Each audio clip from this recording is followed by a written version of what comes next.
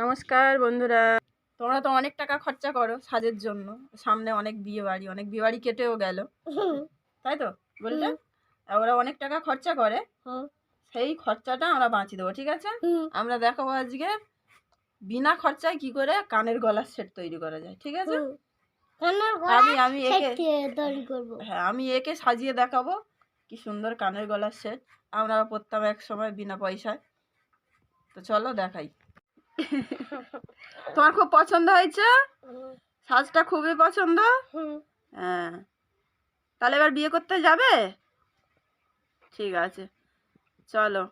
তোমার কত খরচা হলো এটা করতে? কিচ্ছু খরচা হয়নি, মিথ্যা কথা বলবে না।